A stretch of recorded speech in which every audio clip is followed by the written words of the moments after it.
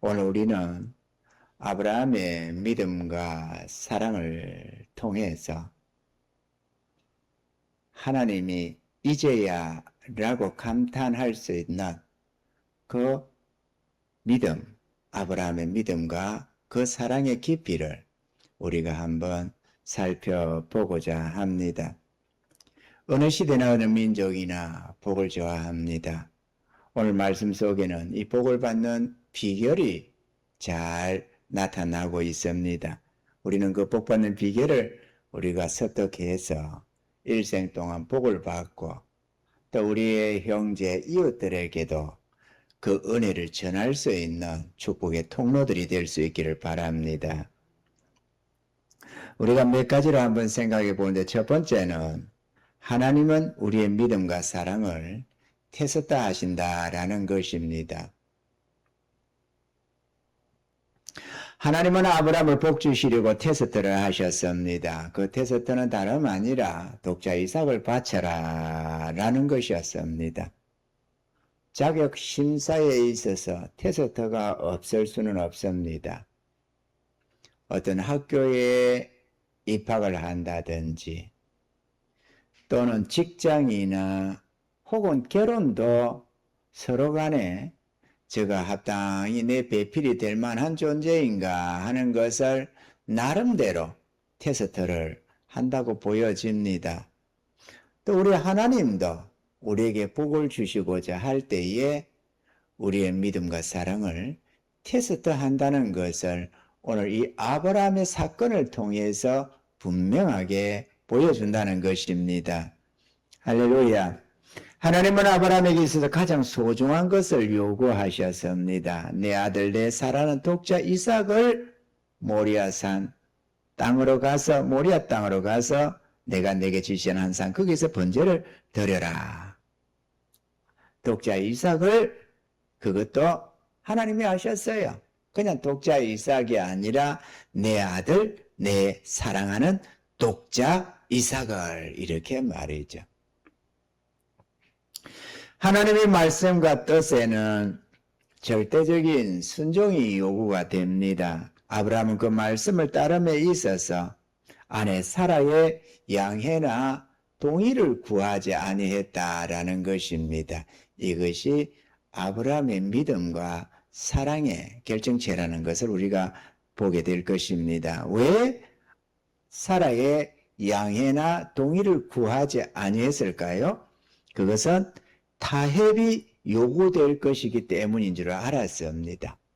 그리고 불순종으로 이어질 것을 그는 잘 알았습니다. 사라에게 양해를 구하거나 동의를 구했더라면 말이죠. 그런 독자 이삭이었지만 그는 하나님께 번제물로 바치기로 작정을 했습니다. 사람이 어떻게 자기 독생자, 자기 독자 이삭을 바칠 수 있을까? 아브라함은 아들 이삭보다도 하나님을 더 사랑했기 때문에 이게 가능했다는 것입니다. 아멘이시죠? 우리 하나님은 아브라함에게만 그 사랑을 요구하는 것이 아닙니다.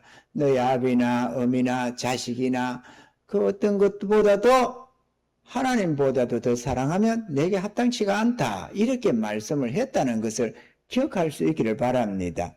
그것을 그냥 하는 말로 이렇게 흘려듣지 마시고 여러분들의 처자식보다도 하나님을 더 사랑하지 않는다면 여러분의 하나님을 향한 사랑에 문제가 있다는 것을 알아야 합니다. 왜냐하면 비교할 수 없는 차이이기 때문에 그래요. 하나님이 우리에게 있어서 중요함이 처자식이 우리에게 있어 중요함과는 비교가 안 되는 차원이다 그거죠. 하늘과 땅 차이로. 그런데도 하나님보다도 사람 자식이나 처자식이나 남편이나 돈이나 어떤 물건 이런 것들을 더 사랑한다면 그는 하나님을 사랑하며 이미 문제가 생겨 있다는 것을 보여주는 것이다 그거죠. 이해가 되시면 아멘. 아브라함뿐만 아니라 저도 여러분도 하나님을 향한 사랑이 절대적이기를 주님이 축원합니다. 하나님은 아브라함의 헌신과 순종을 기뻐 받으셨습니다. 하나님의 테스트 하실 때 이 세상 어느 누구도 어떤 믿음의 소유자도 이것이 테스트구나 하는 것을 아는 사람은 없다고 생각이 됩니다. 왜냐하면 아주 은밀하게 하나님이 생각도 못할 방법으로 우리의 사랑과 믿음을 테스트하기 때문에 하나님의 테스트할 때 우리가 미리 알 수는 없습니다. 다만 테스트가 끝난 이후에 그걸 통과한 이후에야 그게 테스트였구나 지나고 나서 느낄 수는 있을 수 있어도 하나님의 테스트를 먼저 알 수는 없습니다.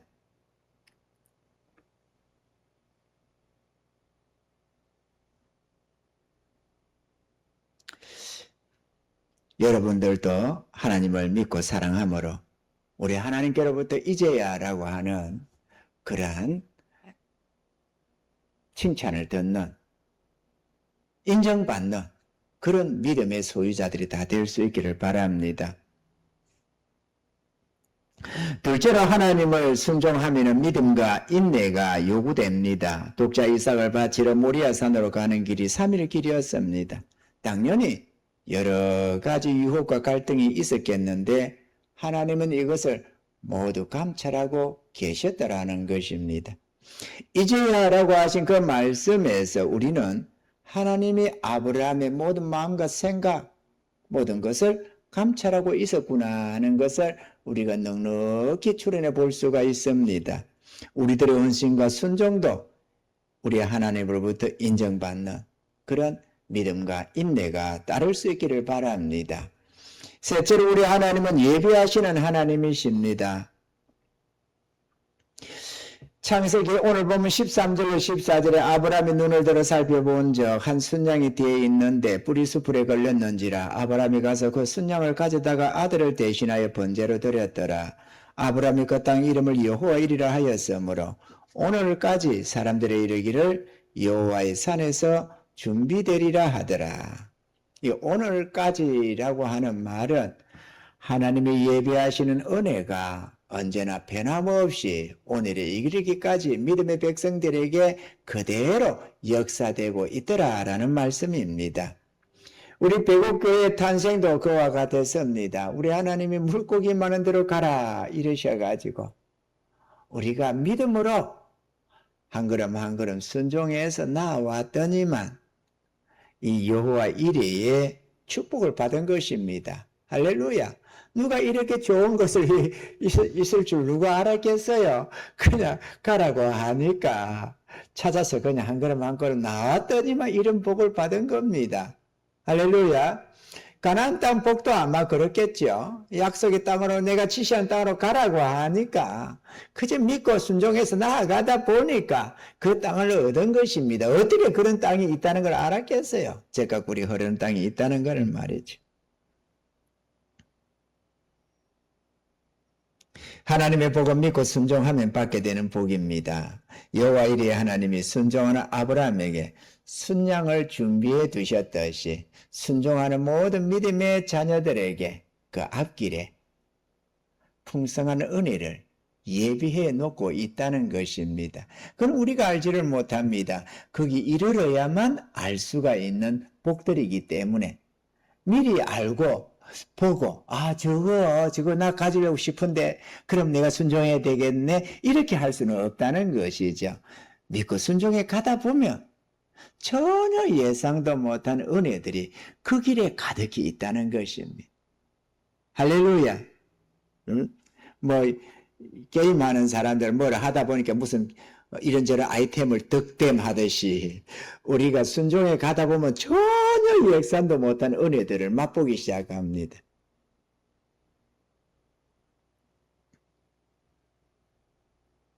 하나님은 이삭을 바쳤던 그 모리아 산에 솔로몬 성전을 나중에 건축하게 했습니다.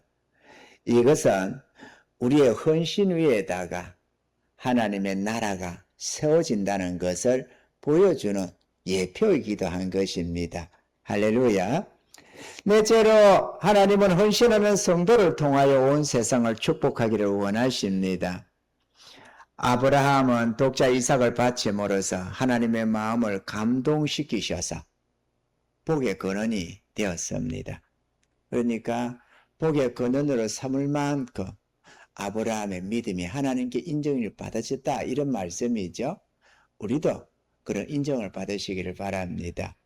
제가 많은 간증책을 보고 또 이런저런 간증 비디오 같은 거를 많이 봤지 않습니까?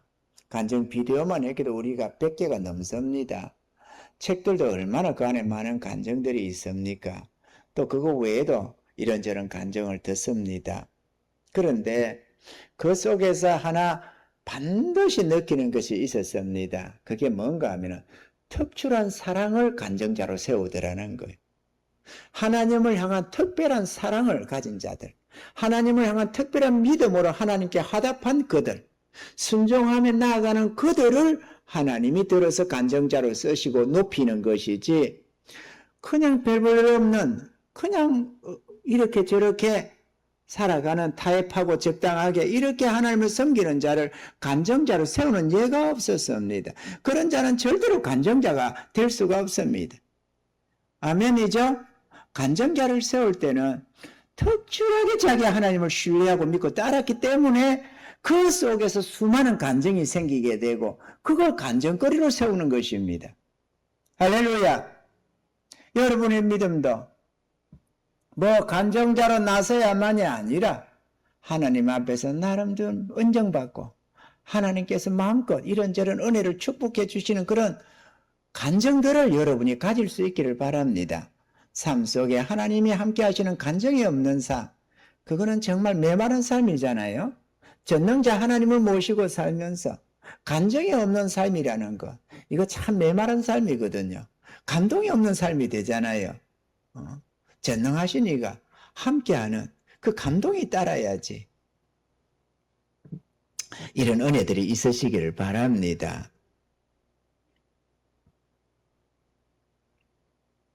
이제야 내가 하나님을 경외하는 줄 아노라. 이렇게 하나님이 아브라함의 헌신과 순종을 얼마나 기뻐하시는 걸 우리가 알 수가 있었습니다. 하나님은 변함이 없으신 분이셔서 그때야 하나님은 지금의 우리 하나님이시라는 사실을 우리가 알아야 하겠습니다. 시편 94편 8절로 10절에는 백성 중 우준한 자들아 너희는 생각하라. 무지한 자들아 너희가 언제나 지혜로울꼬. 길을 지으신 자가 듣지 아니하시랴. 눈을 만드신 자가 보지 아니하시랴. 열방을 징벌하시는 자 곧 지식으로 사람을 교훈하시는 자가 징치하지 아니하시랴. 야, 이 우준한 자들아. 아니, 너희 목소리 하나님 뭐 안 듣냐? 너희 행실을 안 보냐? 이렇게 지금 말을 하는 겁니다. 아멘이시죠? 다 듣고 보고 있다는 거예요, 우리를. 독자 이삭이 아브라함에게 있어서 얼마나 소중한 존재인지를 하나님이 다 알고 계셨습니다.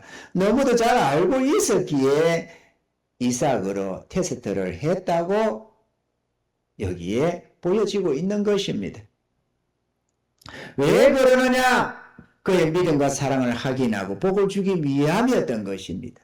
아멘이시죠? 그의 믿음과 사랑을 확인하기 위해서는 그에게 있어서 가장 소중한 그걸 요구할 수밖에 없는 것입니다. 우리를 테스트하려고 할 때도 우리에게 있는 가장 좋은 것으로 요구할 것입니다. 그걸 드릴 수 있는 은혜가 있기를 바랍니다. 저는 지난달에 신학교 다닐 때는 가정의 행복을 요구를 하셨습니다. 내 아내와 둘이 알콩달콩 살고 있는 그 가정, 그 우리 큰아들이 호인이가 태어나서 아기 때 있을 때인데 좀 길 때, 기어 다닐 때 그때쯤입니다. 뜻밖의 신학교 안에 부모가 없어진 떠난 아기가 하나 있다는 거 보면서 말을 하는 겁니다. 신학생 하나가 오갈 데가 없다는 거예요. 아기가. 어린 아기가. 그 순간에 하나님이 내 이웃을 내 몸같이 사랑하라고 했는데 오갈 데가 없는 아이라. 어디 맡길 만한 데가 없는 아이. 마음에 내가 데리고 와서 키워야 되겠다, 이런 그런 부담이 하나 왔습니다. 그런데 신혼이잖아요. 그 아이 하나 데려오면은 그냥 밥만 먹인다고 되는 게 아니잖아요. 또 내 아들도 있고, 아이들가 없으면 그냥 애 하나 양자로 삼지 뭐 이렇게 하는 건 좀 쉽겠지만, 내 아들이 있는데 또 아기를 하나 데리고 온다는 게 그렇잖아요. 사내 아이였는데. 그 데리고 오면 우리 가정에, 부부간에, 우리 가정에 단란했던 이게 많이 깨지겠다, 이런 행복이 많이 사라지겠구나, 이걸 느낄 수가 있었습니다.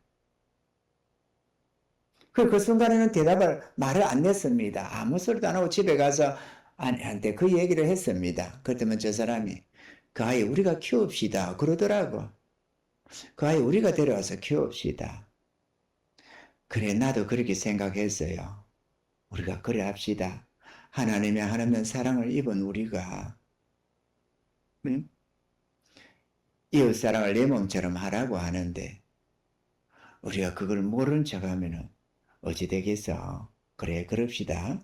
그러고 갔습니다. 다음 학교에 가니까 아이가 저 어디에 고모가 한 분 있어가지고 그에 맡기셨다더라고. 하나님 우리 중심만 받아갔어요. 독자 이삭을 돌려줬듯이 우리 중심만 받아갔어요. 하나님 다 보십니다.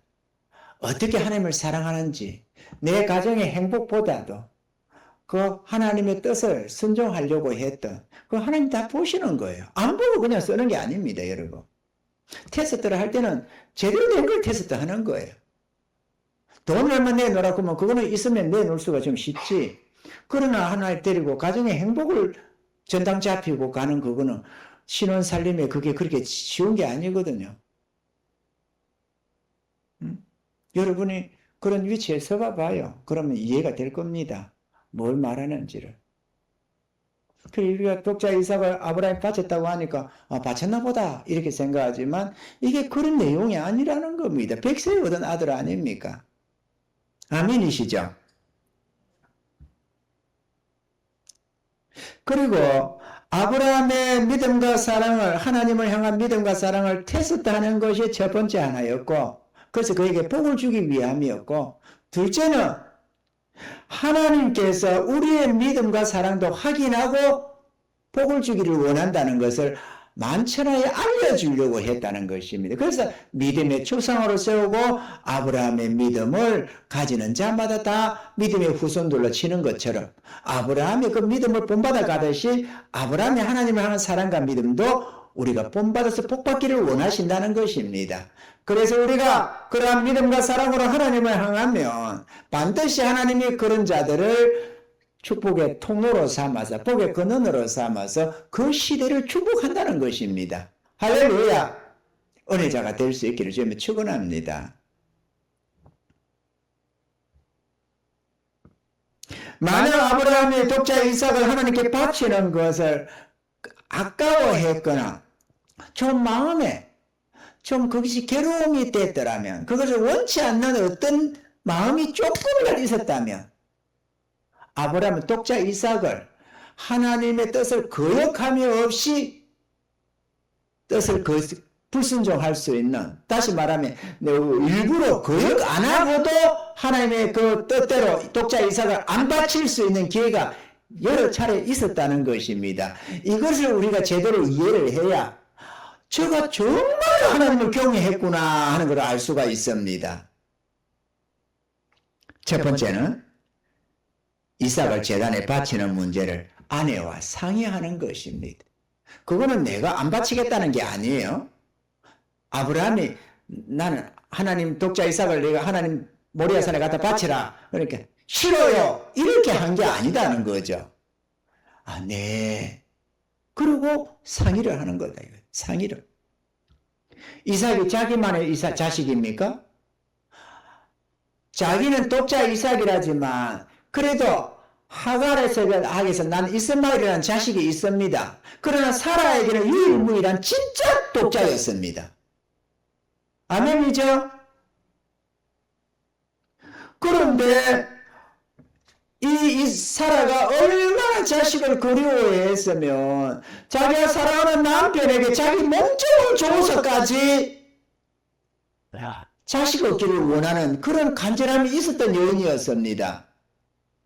그런데 아니 남편이 처벌 얻어가지고 자식 얻겠다고 해서 뭐 용서해줬다 이해해줬다 그 정도가 아니잖아요. 자기 여자가 몸종을 줘가지고 자식 얻기를 원할 정도로 간절했던 여인입니다. 그런데 그가 90세에 얻은 자식을 하나님의 재단에 갖다 바치자고 하면 어찌 됐겠느냐 그거죠. 비록 사라가 순종의 여정이라는 것을 우리가 다 압니다만 아마도 절대 불가였을 것입니다. 그것만은 안 된다. 차라리 나를 죽여서 바치라. 이러면 이랬지. 그게 그렇게 되기가 쉬운 게 아니었을 것입니다.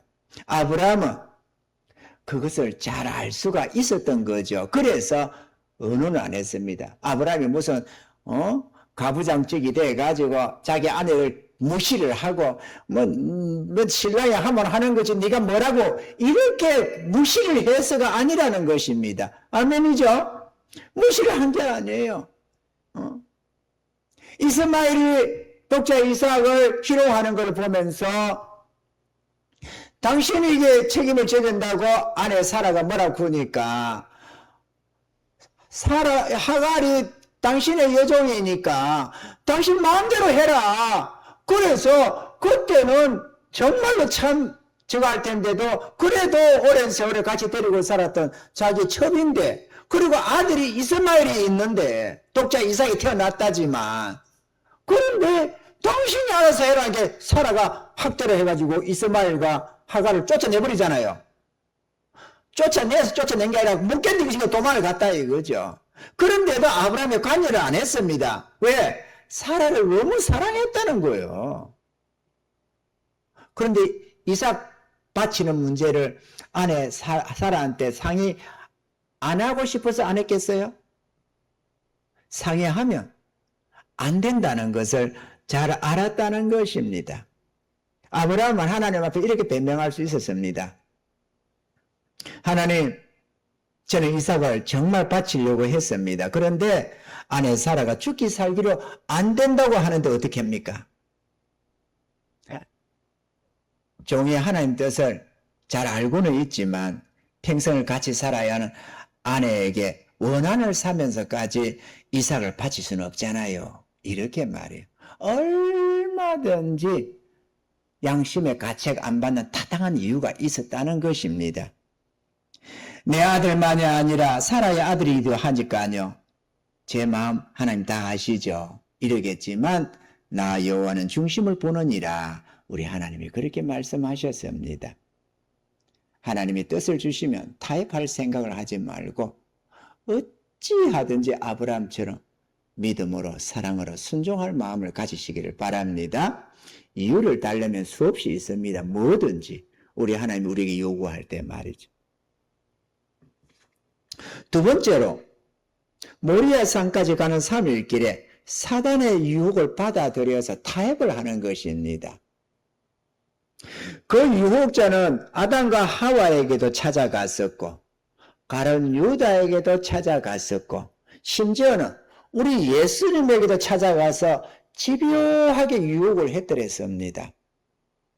그런데 복 주시기 위해서 하나님이 아브라함을 테스트하는 걸 누구보다 잘 알고 있는 이 사단이가 아브라함을 안 찾아갔겠어요? 당연히 찾아갔습니다.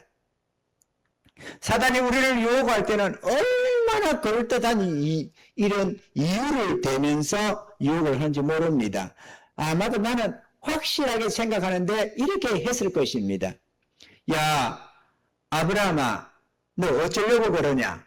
아브라함의 마음에 들려오는 소리입니다.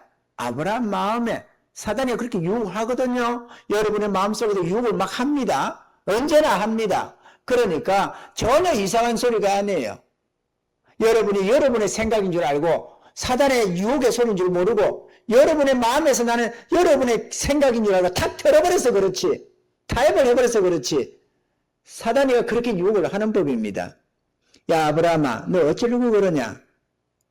그러다가 네 안에 살아 죽는다. 지금 살아 나이가 108세야. 다시 아기를 낳을 수 있어? 살아가 127년에 학년이 끝났거든요. 그러니까 꼴랑 앞으로 19년, 20년이면 살아가 죽는 나이입니다. 이미 다 끝나가는 그런 나이. 근데 아이를 다시 낳을 수 있겠냐고 말을 하지 않겠어요? 하나님이 사라에게 아기를 또 주신대? 너 정말 내 손으로 이삭을 죽여서 번제물로 하나님께 바칠 수 있겠어? 그게 아비란 사람이, 아버지란 사람이 아들에게 할 짓이야? 하나님은 사랑의 하나님이라는데, 그런데 어떻게 그럴 수 있어? 아들 하나 줬다가 뺏어갈 거면 뭐로 줬대? 3일 길에 그 같은 유혹에도 아브라함은 끝까지 하나님을 향한 자신의 믿음을 지켰다는 것입니다. 불법이 뻔합니다. 이렇게 한다는 거. 왜? 자기 하나님을 믿었고 사랑했으니까요. 세 번째는 집에서 데려오고 간 하인들과 함께 모리아 산에 오르기만 하면 됐습니다. 창세기 오늘 이 5절에 보면은 이에 아브라함이 사안에게 이르되 너희는 나귀와 함께 여기서 기다리라. 내가 아이와 함께 저기 가서 경배하고 너희에게로 돌아오리라 하고. 아니 왜 평지길 그 쉬운 길에는 하인 둘의 부축도 받고 도움 받아가면서 3일 길을 가놓고 정작 산으로 오르는 그 길에는 왜 이 두 하인을 떼놓고 올라갔느냐 이거죠. 120살이 넘은 노인네가 120살이 가까이 된 거 아니에요. 118 정도. 120살에 가까운 노인네가, 수족 떨릴 노인네가 왜 하인들의 도움 없이 산으로 그 위험스러운 불과 칼을 손에 들고 산에 올라갈 때는 지팡이를 짚기도 하고 처음에 나귀 타고 쉽게 오던 사람 아닙니까? 그러면 지팡이도 짚든지 산에 오를 때는 뭔가를 이렇게 잡고 이러면서 올라가는 법인데 위험스럽게도 노인네가 120살 노인네가 불과 칼을 손에 들었어요. 독자 이삭에게는 나무쯤 지우고 왜 그랬느냐 이거죠. 그 이유는 간단합니다.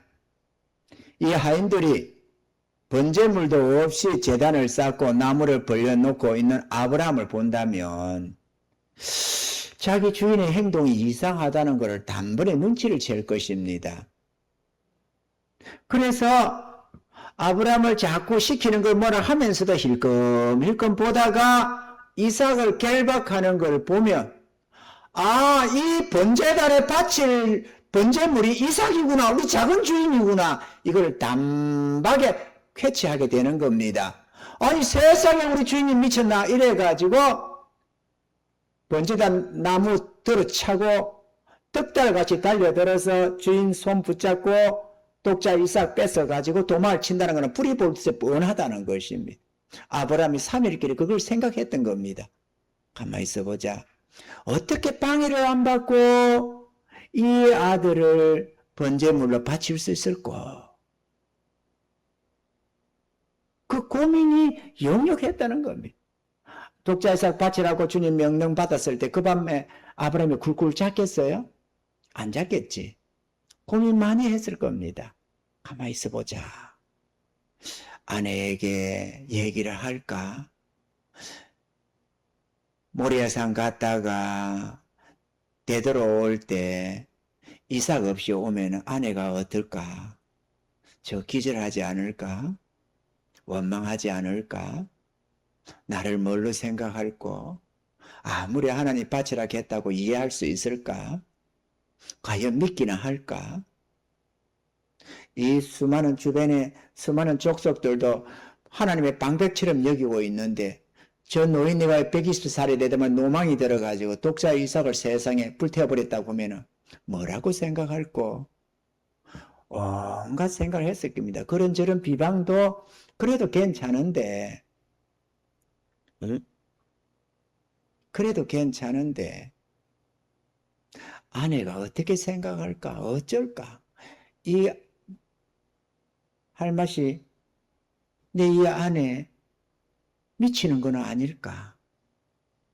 별 생각 다 했을 것입니다. 그래도 독자이석을 안전히 하나님 뜻대로 순종하려면 아내에게 상의 안 하고 일단은 가야 되겠다. 상의하는 때는 더 이상 돌이킬 수 없을 테니까. 그래서 간 겁니다. 3일길 가면서 생각했습니다. 이 하인들, 가장 도움을 받아야 할 게 산에 오를 때인데, 이 하인들 데리고가면 절대로 노인된 내가 저들 못 이긴다. 그러면 절대로 이 아들을 독자 이삭을 재단에 바칠 수가 없을 거다. 그렇다면 떼놓고 가야 된다. 이해가 되십니까, 여러분?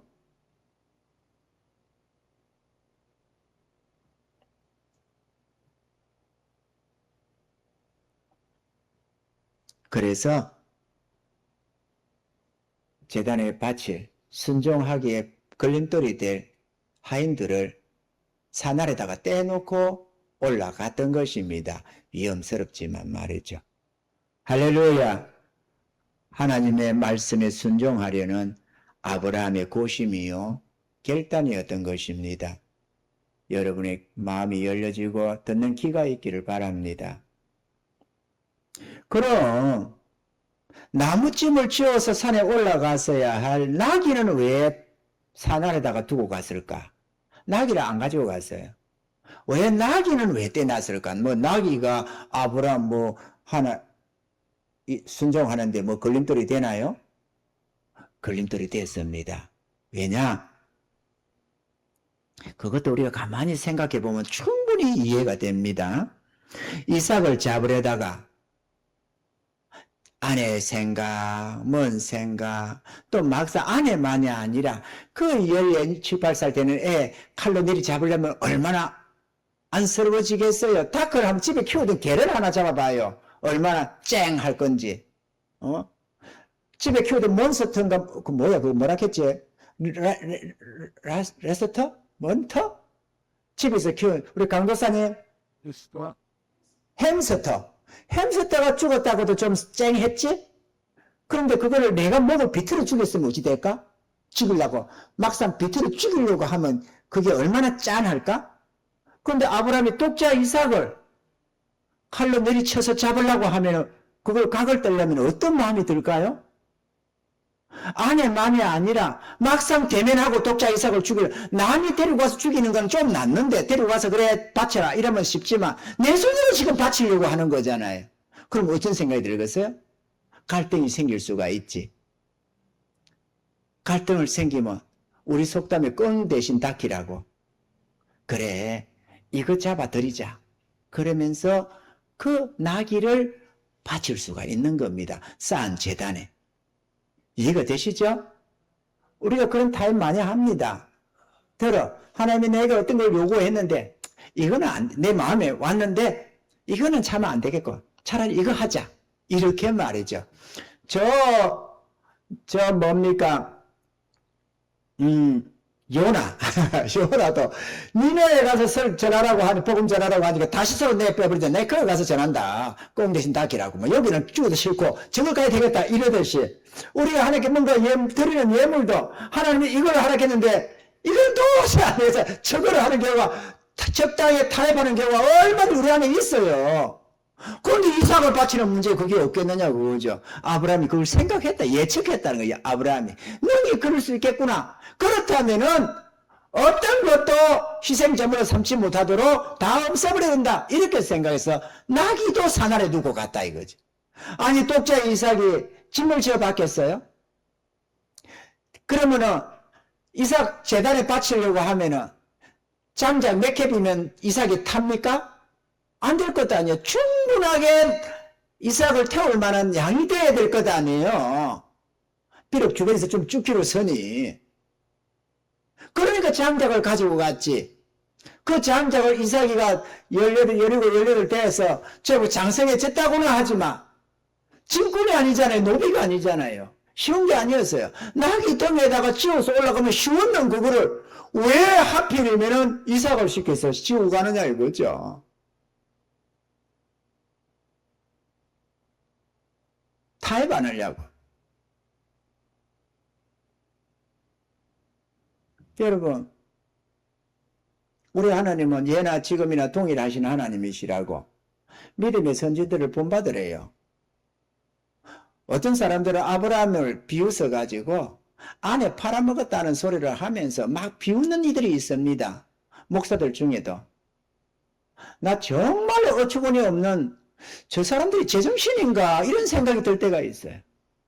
아니 제정신으로 저 목사들이 저런 소리를 하나. 아브라함이 얼마나 거룩한 존재인데 오직 하면 믿음의 조상인데 믿음의 조상을 비웃는 인간들은 도대체 뭐냐고. 사단입니까? 진짜 목사들 맞을까요? 아니 얼마나 눈이 어두우면 우리는 감히 상상도 못할 이런 위대한 믿음의 조상을, 이런 거룩한 하나님의 종을 비웃고 조롱을 하느냐고.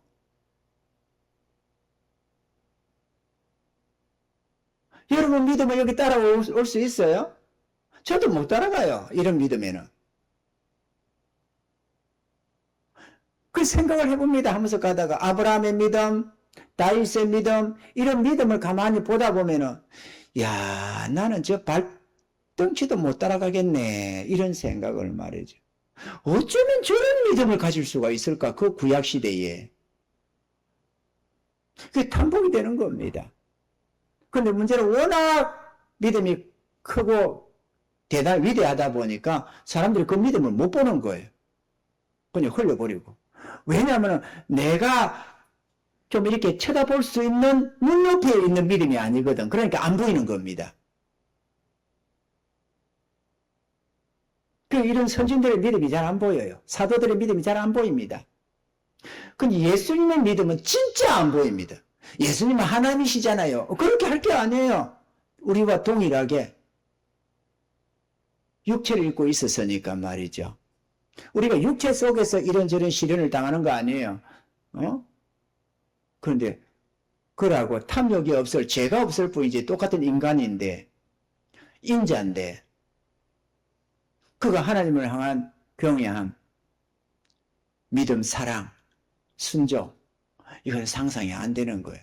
너무 대단해서 주님의 사랑은 잘 안 보입니다. 정말로 안 보입니다. 워낙 거대한 사랑이고 믿음이고 순종이라서 말이에요. 이 믿음의 선진들의 믿음과 사랑을 조금 볼 수 있으면 그 눈은 엄청나게 밝은 거예요.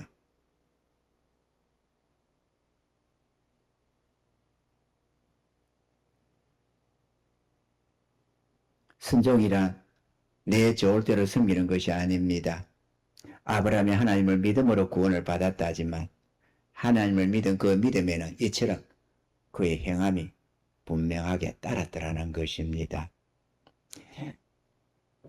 야고보서 2장 22절에는 내가 보거니와 믿음이 그의 행함과 함께 일하고 행함으로 믿음이 온전케 되었느니라, 이렇게 기록을 하고 있습니다. 그는 믿음의 조상이 되었고 영원한 존귀와 영광을 얻게 되었으며 지금 4,000년 가까이 지난 지금까지 그는 하늘나라에서 존귀와 영광을 누리고 있다는 것입니다. 자그마치 4,000년간. 그러면 앞으로 얼마나 더 누릴 세월이 이게 4,000년 긴 겁니다. 그죠?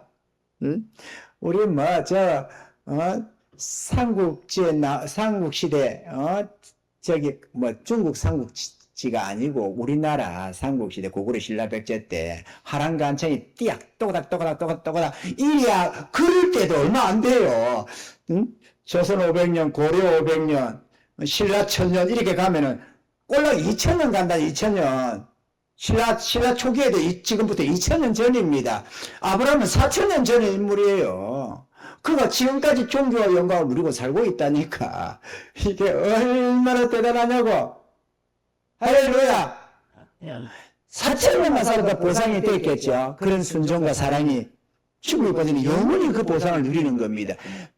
여러분, 주님 앞에 순종하고 충성하십시오. 이 땅 위에 이자율이 높니 어쩌니 하지만 하늘나라 이자율하고는 비교가 안 됩니다. 아멘이죠? 그 얼마나 이자율이냐? 우리 하나님의 나라의 이자가는 30이 60에 100배라잖아요. 내가 계산을 한번 해봤으면 30배가 도대체 이율로 몇 %냐? 그러니까 36,000%더라고. 30배면 36,000배, 36,000%라니까. 100배는 12만 %. 이거는 살인적도 아무리 이 땅에 천없는 순악질, 그 뭐라 합니까? 고리 대금업자. 그런 자도 아니 10,000%라고 소리 어제 들어봤어요. 그런 미친놈들이 10,000%가 뭡니까? 그런데 우리 하나님은 그 정도가 아니에요. 투자할 만합니다. 할렐루야. 투자합시다. 작아도 36,000%면 우리가 빚을 내서라도 투자를 할 만하지. 우리는 충성합시다, 여러분. 충성해야 됩니다. 충성하면 영원히 복 받습니다. 할렐루야. 우리 하나님께 순종해서. 그렇다고 해서 충성하자고 해가지고, 이산, 뭐처럼,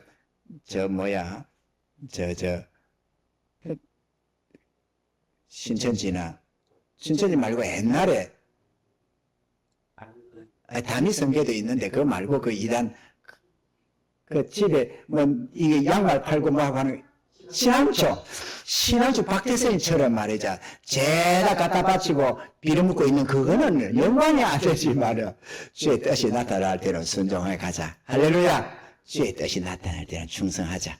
그러면 우리가 복을 받게 될 줄로 믿습니다. 이런 은혜자가 다 되셔서 이제야 이렇게 우리 하나님께로부터 인정받는 저와 여러분들의 삶도 되기를 주님 축원합니다.